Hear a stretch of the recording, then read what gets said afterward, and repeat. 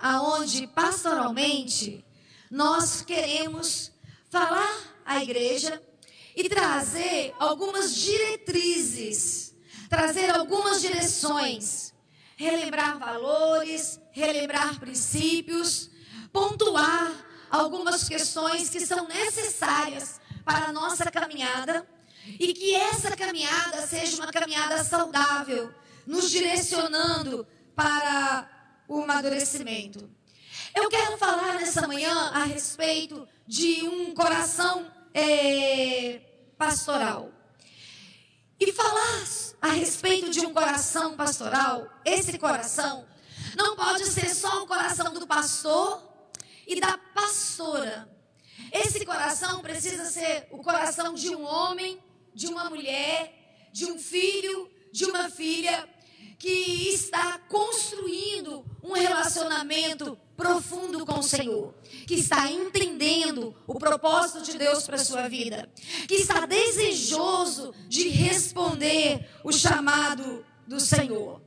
Porque o valor do coração pastoral é levar os nossos discípulos a um preparo.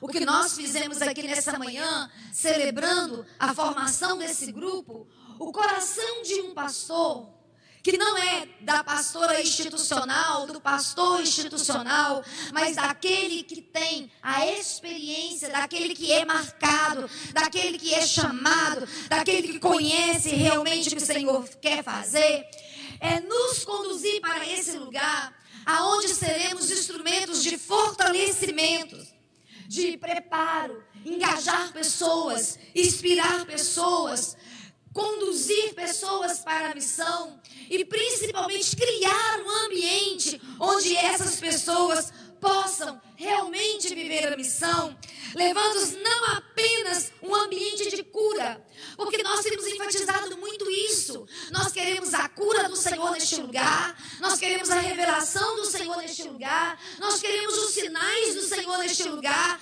nós queremos todos vocês sendo levantados com graça e com poder, mas não é só criar um ambiente de cura, mas também de preparo e envio. Todos aqueles que serão visitados por essa unção que está ministrada sobre nós, por essa proposta, por essa promessa que está estendida sobre a igreja. Então, não é só o preparo, mas é o envio, é você receber, mas é você também estar pronto para ministrar. E aí eu quero convidar você aí para a palavra do Senhor no livro de Mateus 28, versículo 19, 20, onde nós nos deparamos com uma ordem. Aqui não é uma sugestão, aqui é uma ordenança. O Senhor não está perguntando se dá para você fazer ou se você quer fazer. Aqui o Senhor está pontuando que você deve fazer. Se você ama o Senhor e se o seu coração está voltado para Ele, você precisa viver essa verdade. E a palavra do Senhor nos diz: portanto, vão e façam discípulos de todas as nações, batizando-os em nome do Pai, do Filho e do Espírito Santo, ensinando-os a obedecer a tudo o que eu lhes ordenei, e eu estarei sempre com vocês até o fim dos tempos. Então, o que eu quero afirmar nessa manhã, que o meu chamado, que o seu chamado, não é só para ensinar. O meu chamado e o seu chamado não é sobre fazer. Nós não estamos aqui para ensinar você a fazer. Nós estamos aqui para ensinar você a conectar, para inspirar você a conectar o seu coração com o coração do Pai. Nós não estamos aqui para ensinar você a cumprir tarefas. Nós estamos aqui para te inspirar a construir um relacionamento profundo com Deus, a viver uma experiência verdadeira, até a sua vida realmente marcada, até a sua vida realmente como um altar onde o Espírito Santo possa se manifestar, ter a sua vida como um instrumento aonde o Senhor possa utilizar para tocar a vida das pessoas, marcar o seu coração com a sua presença, mas também usar a sua vida para marcar a vida das pessoas. E aí nós vamos sempre dizer o seguinte: para uma pessoa estar aberta para ouvir a palavra de Deus, é necessário intimidade. Depois de muitos anos pastoreando, depois de muitos anos ouvindo, lidando com pessoas e dando direcionamentos, eu quero dizer para você que uma pessoa que não está vivendo o nível de intimidade, ela não está aberta para ser ensinada. Ela não está aberta para realmente ouvir o que Deus deseja dela. Muitas vezes nós nos deparamos com pessoas assim: eu quero ouvir o Senhor, eu quero que o Senhor me direcione. Mas quando as pessoas trazem essa mensagem que querem ouvir o Senhor e que querem a direção do Senhor, essa direção e esse ouvir é quando está alinhado com a sua expectativa. Se está alinhado com a sua expectativa, é voz do Senhor e eu estou pronto para me alegrar, celebrar e viver. Mas se a orientação, a direção quebra a expectativa ou o interesse do coração, nós sabemos muito bem os desafios que enfrentamos. Porque só ouvimos a voz do Senhor se estivermos realmente vivendo uma vida de intimidade. E vida de intimidade não é tão fácil de se construir. Vida de intimidade é trabalhoso construir, porque demanda dedicação, demanda entrega, demanda submissão, demanda tempo, demanda obediência. E nem sempre eu e você que cantamos, que pregamos, que oramos, que gostamos de ensinar, que gostamos de dar direção para os outros, estamos dispostos a investir tempo para o nosso crescimento pessoal.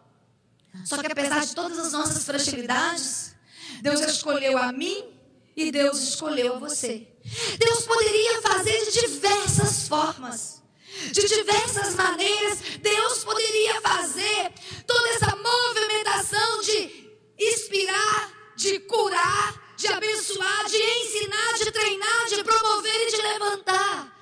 Mas agradou o coração do Senhor escolher a mim e a você para fazermos discípulos. Escolher a mim e a você para inspirarmos as pessoas e tocarmos no coração das pessoas. Então eu quero afirmar nesta manhã que nós somos chamados. O meu chamado e o seu chamado é para termos relacionamentos transformadores. É isso que a palavra do Senhor vai nos mostrar. E isso, a mesa vai trazer no seu bojo a mensagem de reconciliação, de confissão, de quebrantamento, de entrega. E se eu e você nos reconciliamos com Deus, se eu e você fazemos a nossa entrega, se nós nos tornamos então o sacrifício vivo no altar do Senhor, aí eu e você precisamos decidir nos tornarmos um canal nas mãos do Senhor, onde o Senhor vai usar a minha vida, onde o Senhor vai usar a sua vida. E aí o Senhor chama a mim e chama você para nós alcançarmos pessoas, para nós, através do nosso amor e do nosso serviço, ministrarmos as pessoas e curarmos as pessoas. E só podemos ser esse instrumento se nos tornarmos esse homem e essa mulher com esse coração pastoral. E o coração pastoral, ele vai nos desafiar a uma dimensão impactante. Por quê? Quando a gente olha para a palavra do Senhor, se você vai para Filipenses, capítulo 2, versículo 5, a palavra do Senhor vai desafiar você a ter as mesmas atitudes que Jesus. Filipenses 2,5 vai dizer: seja a atitude de vocês a mesma a de Cristo Jesus. Então nós temos um padrão. E o padrão não é da pastora Rosângela, não é do pastor Leleco. O padrão é Jesus. O nosso padrão é o céu. O nosso modelo é Cristo Jesus. Ele é o modelo de vida. Ele é o modelo de amor, de dedicação, de doação. Por isso nós estamos aqui nessa manhã para participarmos da mesa. Mas Nós não conseguiremos levar pessoas a se tornarem parecidas com Jesus se nós também não crescermos nessa experiência. Nós não levaremos pessoas a viver essa intimidade se nós também não construirmos uma experiência de amar, de proteger. Vamos lembrar de um personagem muito conhecido que nós podemos dizer que havia nele um coração pastoral. Ele não era pastor de ovelhas como Davi. Ele não era pastor como Jesus, mas ele era um homem que demonstrou cuidado, demonstrou amor. Moisés, ao descer do Monte Sinai, a palavra do Senhor vai dizer para nós que ele fica profundamente bravo. Ele fica profundamente irado, porque quando ele desce do Sinai, qual é o cenário que ele encontra?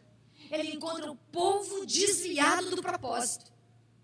Ele encontra o povo construindo um bezerro de ouro e substituindo a paternidade de Deus por uma criatura construída por mãos humanas.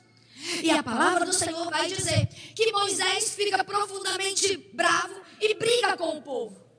E nós sabemos muito bem o que acontece depois de tudo isso. O dizimar do povo de Israel logo depois desse evento. Mas uma coisa acontece. Quando Deus decide no coração a destruir de fato todo o povo de Israel, não dizimar o povo, mas destruir o povo, Moisés se posiciona. E qual foi o posicionamento de Moisés? Deus, eu sei que esse povo errou. Eu sei que esse povo é de dura serviço.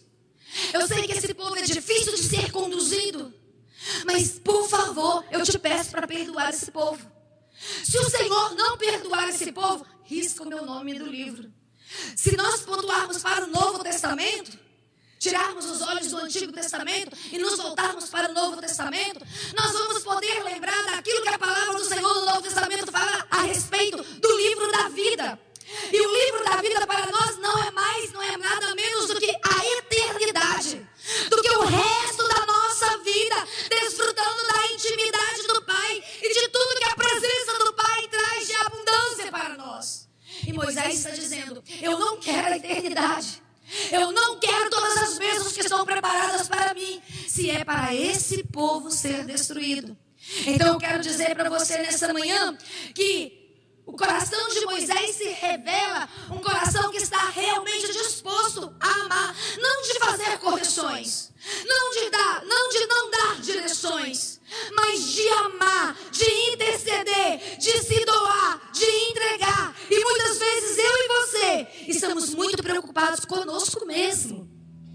E nós precisamos ter coragem de olhar e verificar que tem muita gente para ser amada, tem muita gente para receber a nossa intercessão, tem muita gente para receber o nosso cuidado. Deus quer usar a nossa vida, não é só para abençoar a nossa casa, mas é para fazer da nossa casa uma fonte de bênção. Não é só para prosperar as nossas mãos, mas é fazer das nossas mãos sustento para muitos que estão à nossa volta. E aí quando eu e você vamos nos apresentando ao Senhor nessa direção, nós vamos crescendo na dimensão de coração de pastor. Então Moisés clama por um povo que estava desobedecendo. Mas aí não é só Moisés. Eu quero convidar você também a lembrar uma história muito linda, que é onde eu quero fazer o meu texto básico nessa manhã, a história de Paulo. Quero convidar você a ir para Filemon. E eu quero trazer para vocês o que está acontecendo aqui. No Novo Testamento nós vamos encontrar, se no Antigo Testamento nós vamos encontrar Moisés se dispondo a se sacrificar, a se colocar, clamando para que houvesse perdão, para que houvesse cuidado, para que houvesse amor com o povo de Israel. Quando nós olhamos para o Novo Testamento, nós vamos encontrar Paulo, já idoso, no final de ministério. Paulo já está aqui nesse período final de carreira. E Paulo, ele escreve ao seu amigo. E de cunho pessoal, olha, as cartas de Paulo eram cartas cartas mais estruturadas e longas. Filemon se destaca totalmente diferenciado, porque dá uma impressão que Filemon é apenas um cartão postal. É apenas aquela carta rápida, não escrita pelo apóstolo, dando ordem aos que caminhavam com ele, mas a voz de um amigo escrevendo para amigo. E aí, quando a gente olha para essa palavra, isso vai mexendo e mexe muito comigo, porque quando eu olho para a carta de Paulo a essa igreja, eu vou encontrar algumas falas muito interessantes. Primeiro, vamos lembrar o contexto, só para vocês entenderem aonde eu quero chegar. Paulo estava preso em Roma. E Paulo estava preso em prisão domiciliar. Ele estava aguardando julgamento. E por que ele estava aguardando julgamento? Ele não estava atrás das cadeias, atrás das grades, como num presídio comum. Ele estava sobre a orientação da lei, mas ele estava em uma casa. E nessa casa, que as pessoas tinham acesso, e ele também acessava algumas pessoas, ele se depara com Onésimo, uma pessoa que vai ganhar significado na história de Paulo. E Onésimo, ele tinha feito algo que tinha sido um pouquinho complicado aos olhos dele, poderia dizer também aos olhos de Paulo, porque ele acaba como escravo. Que aí é uma das coisas que a gente entende, né? Por que no Novo Testamento nós vamos encontrar homens que serviam ao Senhor, mas que mantinham escravos? Mas Filemon, tudo vai dizer que era um comerciante muito próspero daquela época, e como ele era um homem de negócios muito próspero daquela época, ele tinha muitos escravos, não era só Onésimo, ele tinha vários escravos, e tudo indica que ele tinha uma casa ampla, que é diferente da cultura da época. As casas não eram grandes, e mostra pelo texto lido que a casa dele era grande, que dava condições de abarcar a igreja e de fazer da sua casa um ponto missionário, de fazer da sua casa um lugar aonde podia se propagar a palavra, aonde se podia propagar o evangelho, e as reuniões da igreja local aconteciam na casa de Filemon. Só que Onésimo é como se ele roubasse Filemon e ele fugisse. Ele rouba Filemon, ele foge, ele vai para Roma, e lá em Roma ele encontra com Paulo.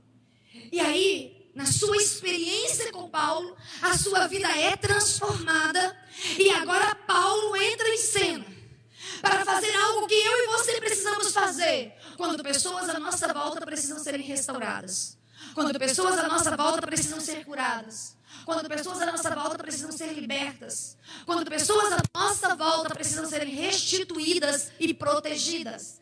E aí, nessa manhã, numa manhã de ceia, eu quero te lembrar que em um momento da nossa história, Cristo Jesus, assumindo a cruz em nosso lugar, Ele fez isso por nós. Ele nos protegeu, Ele nos curou, Ele nos libertou, Ele criou oportunidade para nós, Ele fez com que realmente uma nova oportunidade fosse criada diante de nós.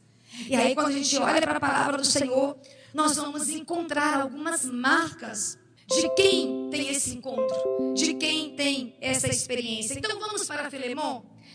A primeira marca que acontece na minha e na sua vida, essa experiência, quando nós temos uma experiência impactante com o Espírito Santo, é aprender a amar as pessoas. E Paulo inicia sua carta da seguinte maneira: sempre dou graças a Deus, lembrando-me de vocês nas minhas orações, porque ouço falar da sua fé no Senhor Jesus e do seu amor por todos os santos. Então eu quero dizer para vocês que Paulo, ele começa a sua carta, e vamos lembrar, uma carta de punho pessoal, celebrando a característica da liderança de Filemon. E qual era a característica da liderança de Filemon? Ele sabia amar as pessoas. dizendo a isso. Ele vem dizendo: eu celebro ao Senhor, porque através da sua forma de se relacionar com os outros, você tem marcado as pessoas, você tem trazido consolação, e isso me alegra profundamente, porque o seu amor tem sido poderoso ao ponto de restaurar, curar e consolidar pessoas no amor de Jesus Cristo. E aí, se você vai para Filemão, capítulo 1, versículo 7, olha bem: seu amor me tem dado grande alegria e consolação, porque você, irmão, tem reanimado o coração dos santos. O amor que fortalece, o amor que encoraja, o amor que traz ânimo.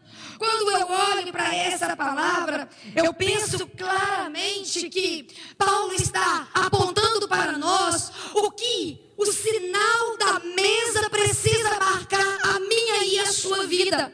Eu e você, como uma igreja viva de Cristo aqui nessa cidade, eu e você, como os homens e as mulheres que representam o Senhor, nós precisamos responder para nós mesmos se o amor que temos investido na vida das pessoas tem consolado, tem encorajado, tem animado, tem realmente levado as pessoas a experimentar algo novo do Senhor. E Paulo, ele usa uma linguagem muito interessante. Ele vai dizer, a palavra do Senhor vai dizer para nós que ele vai chamar Filemão para nós de filho. Ele vai dizer que Onésimo foi gerado por ele, foi trabalhado por ele, e não tem mais características de escravo, mas tem característica de filho. E nós sabemos muito bem o que uma pessoa com característica de escravo pode promover na vida daqueles que estão à sua volta. E nós sabemos muito bem que aqueles que têm característica de filhos podem também promover na vida da igreja. E aí eu e você nessa manhã estamos sendo convidados a nos assentar à mesa, onde Cristo Jesus preparou para nós através de doação plena da sua vida. Não é uma doação parcial, mas é uma doação plena. E aí eu quero perguntar se você está no seu nível de experiência com o Senhor, conseguindo transmitir àqueles que estão à sua volta a intensidade desse amor que transforma. Mas Paulo vai falar de algo que vocês já estão cansados de ouvir. Mas Paulo vai falar de uma forma muito saudável a respeito de paternidade espiritual. E quando Paulo aborda o assunto paternidade espiritual, eu convido você a ir para o versículo 8 e o versículo 10 do capítulo 1 de Filemão, que vai dizer assim: por isso mesmo tenho em Cristo plena liberdade para mandar que você cumpra o seu dever. Prefiro fazer um apelo com base no amor. Eu, Paulo, já velho e agora também prisioneiro de Cristo, apelo em favor do meu filho Onésimo, que gerei enquanto estava preso. Então agora, o escravo Filemão, aquele que deu prejuízo Filemão, aquele que decepcionou Filemão, se torna filho de Paulo. Porque ele é atraído, ele se converte, ele entrega a sua vida a Jesus. Existe uma diferença muito grande de anunciar a mensagem. Existe uma diferença muito grande de promover a mensagem e desenvolver relacionamento transformador. Nós não queremos ser uma igreja que pregue apenas a mensagem.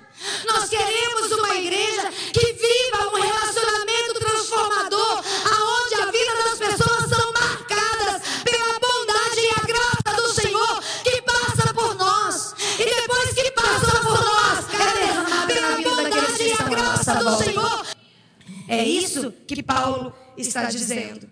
E Paulo vai usar a seguinte expressão: o filho que eu gerei. E no grego essa expressão é dar à luz mesmo. Essa expressão é sentir o sofrimento, a dor, a angústia para fazer o filho nascer. E aí Paulo começa a pontuar para nós algumas verdades que eu e você não podemos tirar do nosso coração. E aí ele vem nos mostrar que não é a respeito de tutoria, mas é a respeito de filiação. E esse ano é o ano da filiação. Esse ano não é o ano para eu ter mestre, não é o ano para eu ter doutor, não é o ano para eu ter coach, não é o ano para eu ter alguém que simplesmente queira me fazer um bom profissional, uma boa pessoa.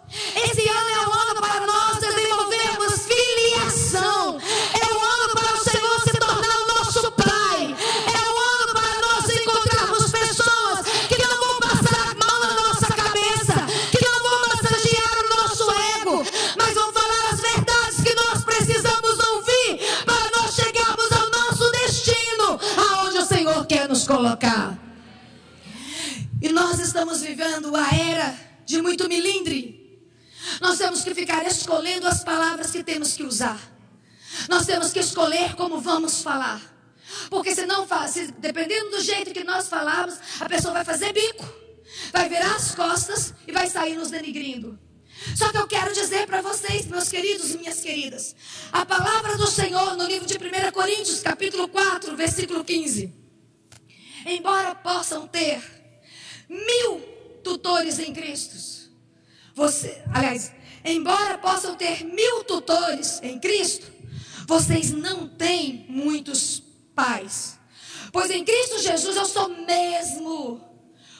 eu mesmo os gerei por meio do Evangelho. Então eu quero dizer para vocês, não basta ter tutores, não basta ter professores, não basta simplesmente fazermos uma fila de pessoas que a gente possa ouvir, se nós não criarmos identidade, se nós não reconhecermos a paternidade, se nós não nos submetermos e honrarmos a autoridade.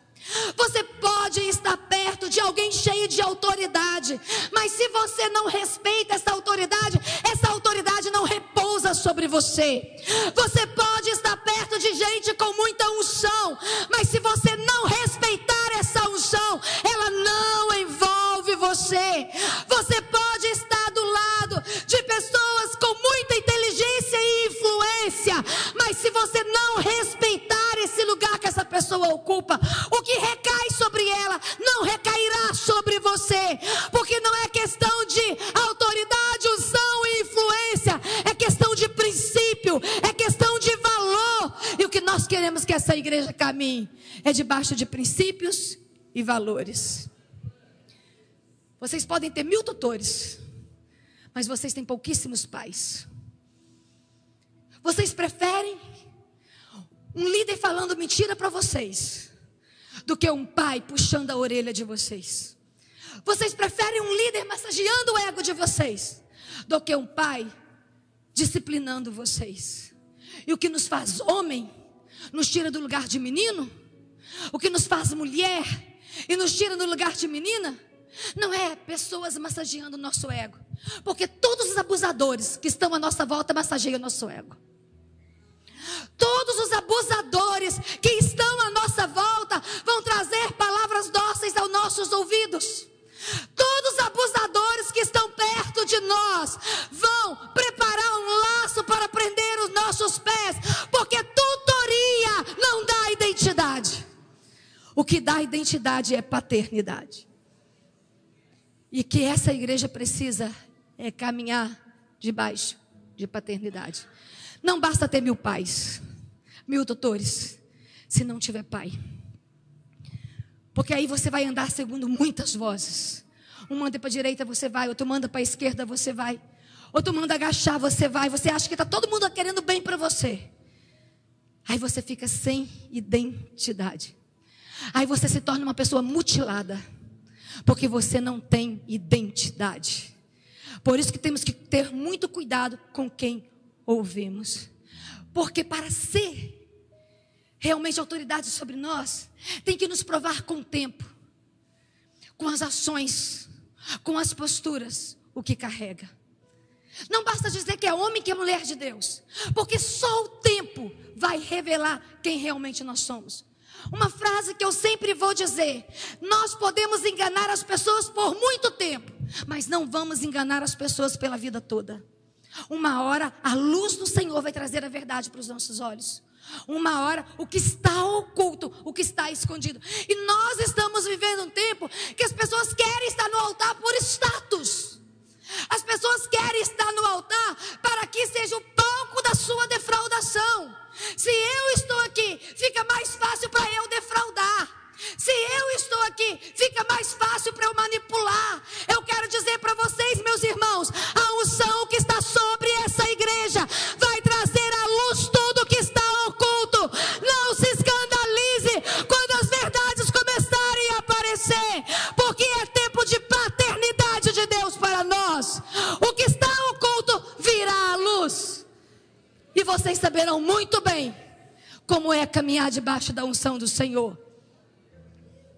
Deus vai começar a espremer os abscessos que muitas vezes não estão nos incomodando. Porque existem abscessos que não estão nos incomodando. E Paulo está dizendo o seguinte: não é sobre tutoria, é sobre filiação. Não é passar a mão na cabeça, é usar o bisturi. É ser cirúrgico. É fazer expurgar. Porque existe uma promessa. E se tem uma coisa que nós não podemos de maneira alguma, é negociar essa promessa. Eu não negocio essa promessa por nada.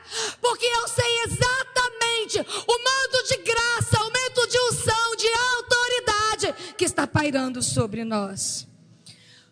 Porque Paulo está falando a respeito de formar Cristo na vida das pessoas. Vamos para Gálatas capítulo 4, versículo 19.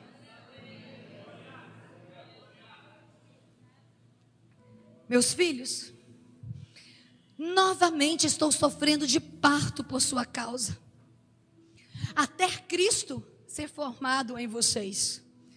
Cristo não é formado na sua vida sem que alguém sinta dor.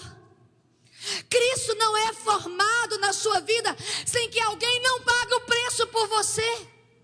Cristo não é formado em sua vida sem que alguém muitas vezes fica entristecido por causa da sua incompreensão, e por causa da sua rebelião, e por causa da sua dureza. Ninguém se torna maduro espiritual e cheio de autoridade do nada. Ninguém. Por isso existe o processo. E aí a característica de relacionamento, onde uma paternidade, vamos dizer assim, saudável, não abusadora. Queridos, quando eu estou falando de paternidade, eu não estou falando de alguém que vai decidir a cor da roupa que você vai vestir. Eu não estou falando de alguém que vai decidir se você vai comprar um carro ou se você não vai. Eu não estou falando se alguém vai decidir se você vai para a praia de férias ou não. Eu estou falando de caráter. Eu estou falando de Cristo construído em você. Eu estou te falando da habilidade de você construir uma estrutura, de saber dizer não ao pecado e de conhecer os limites da sua fragilidade. Não existe ninguém aqui que não sofra nenhuma tentação e que não tenha fragilidades. Você tem e eu tenho. Como lidamos com elas? Como lidamos? Tem muitas pessoas que brincam com o pecado, e outros fazem do seu pecado o seu bichinho de estimação. Alimenta, fortalece, não confessa, não abandona. Então eu quero dizer para você, meu irmão, minha irmã, nessa manhã, quando eu estou falando da paternidade espiritual, eu não estou falando de alguém controlando a sua vida. E já vou dar um recado: se tem alguém controlando você, se tem alguém tomando decisões por você, repreende e manda para o inferno, que não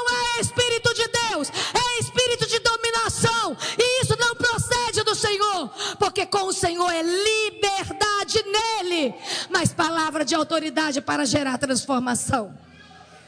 Eu sou transformada pelo Senhor, você é transformado pelo Senhor.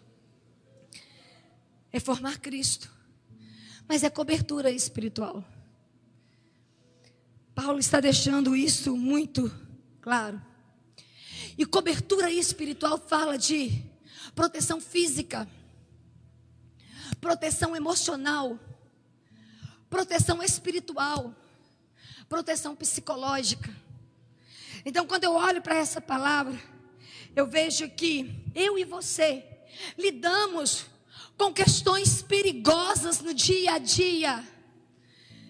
Eu e você somos assediados no dia a dia. E eu e você precisamos de proteção. Eu e você precisamos de pessoas para nos dizer: olha, você pode tomar esse caminho, mas se você tomar esse caminho, avalia todas as perdas que você vai ter. Avalia todo o prejuízo que você vai levar em todas as áreas da sua vida. Porque eu quero que você grava no seu coração uma palavra que tem mexido muito comigo. Nós pastoreamos pessoas livres. Nós não somos donos de vocês. Vocês não são nossos escravos. Vocês não são nossos servos. Vocês são pessoas livres. Vocês podem fazer da vida de vocês o que vocês quiserem. Mas se vocês tiverem uma experiência com Deus, vocês vão interessar a saber o que Deus está pensando a respeito de vocês. Não é controlar, é direcionar e você tomar a sua decisão. Se alguém chega para você, você não pode fazer isso. Eu me lembro, uns anos atrás, no movimento, que teve no Brasil, que foi o movimento do G12, que envolveu muitas igrejas e muitos homens e mulheres que nós amamos, muitos líderes que nós admiramos. A minha irmã estava envolvida no movimento desse, e por mais de 2 anos ela não pôde visitar-me, porque o pastor dela não deixava, ela não podia. Todas as vezes que ela falava: pastor, eu vou lá em Vitória na casa da minha irmã. Não pode, tem isso, isso, isso, isso. Ei, deixa eu te falar, isso é abuso. Isso é abuso. Nós não estamos aqui para dizer para você que você não pode, ou que você deve. Nós estamos aqui para apontar a cruz para você e dizer o que a cruz traz, o que a cruz é, e caminhando debaixo da mensagem da cruz, para onde você vai, debaixo de qual proteção você vai estar. Então eu quero dizer para você, meu querido, minha querida, que a unção que está pairando sobre nós, onde um sopro de avivamento está sobre essa casa. Não se assuste em ver crianças falando em línguas, não se assuste em ver nossos adolescentes cheios do Espírito, não se assuste em ver nossos jovens profetizando. Existe uma unção no meio dessa casa, e essa unção o homem não promove. Essa unção, ela vem dos céus, ela vem dele, e nós vamos continuar caminhando nessa unção, porque vamos desenvolver esse coração de pastor e de pastora.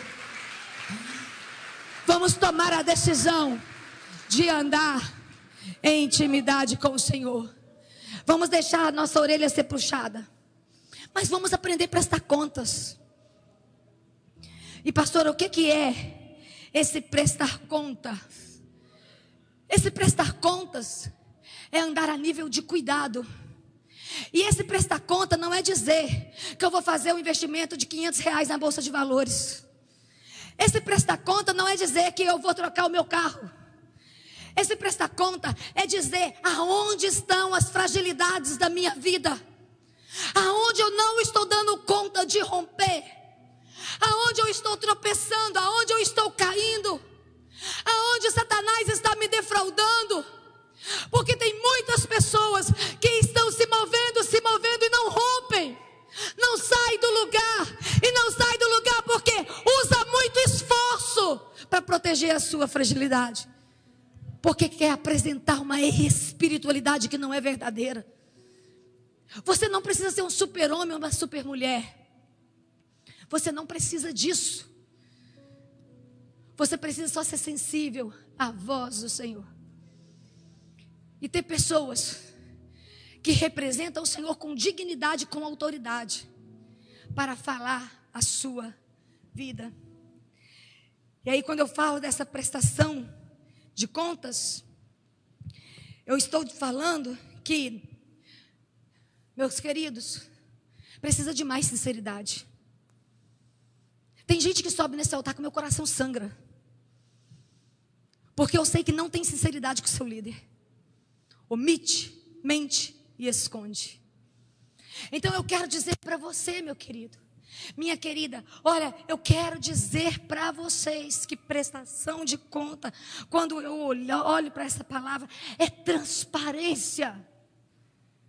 Nós não estamos pedindo de você perfeição, mas nós estamos pedindo a você temor, sinceridade, honestidade.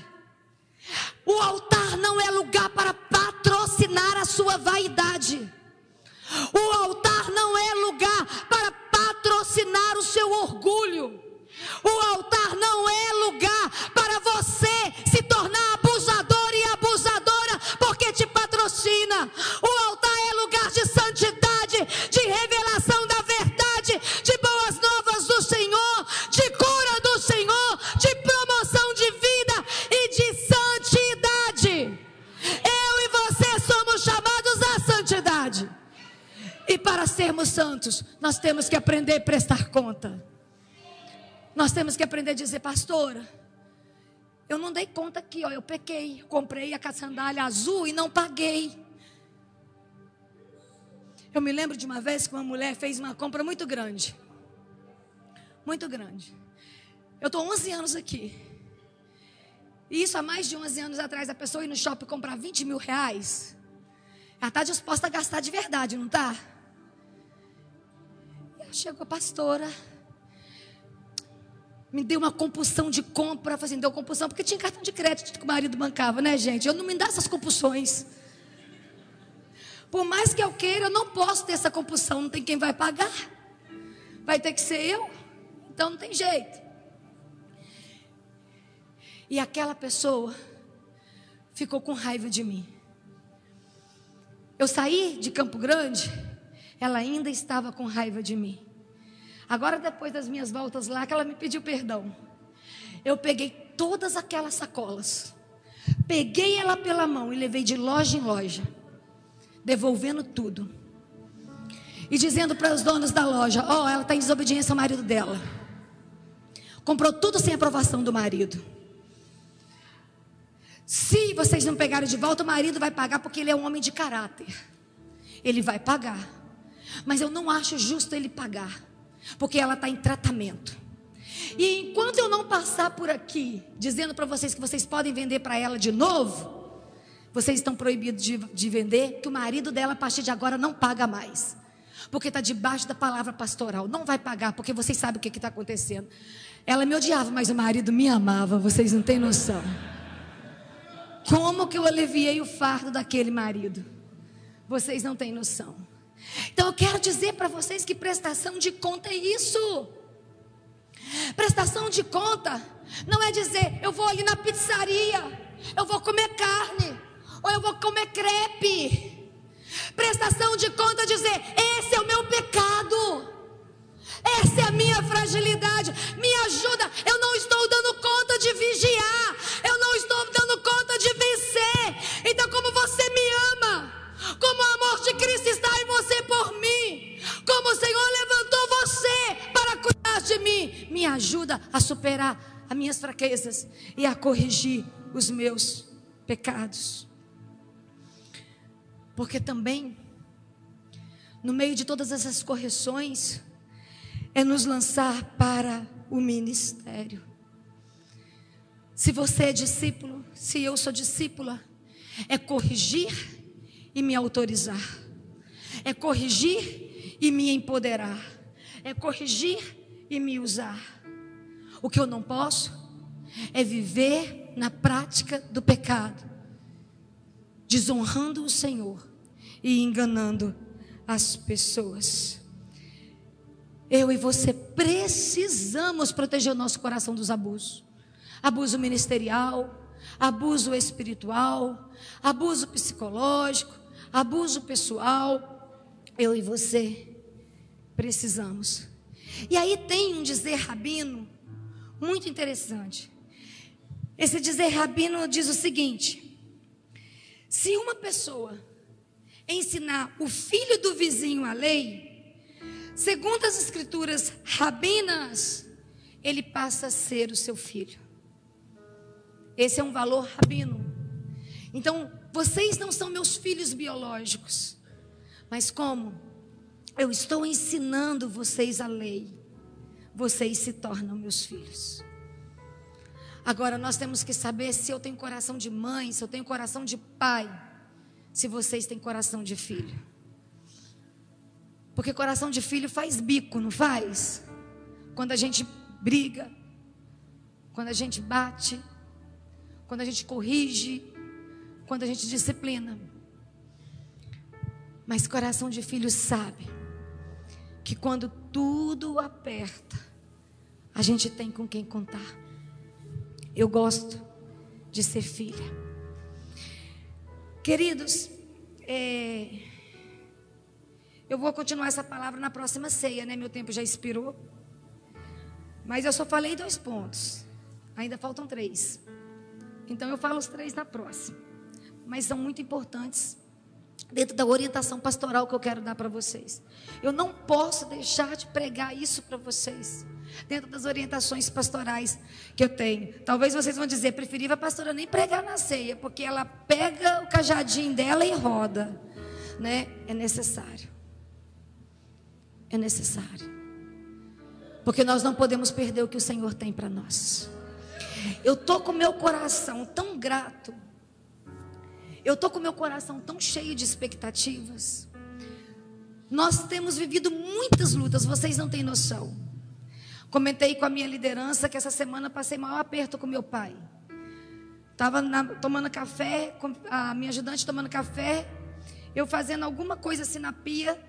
Quando eu olho para trás, meu pai desmaiado lá no chão, estatalado lá no chão. Eu achei que ele estava morto.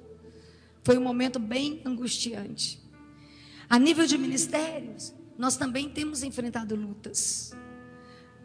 Em nível pessoais, nós também temos sofrido lutas. Lutas pessoais, ministeriais, familiares. Todos nós temos sofrido lutas. Mas chegou o tempo de nós nos aprumarmos. Porque tem algo muito grande de Deus vindo a nosso favor. Tem vindo.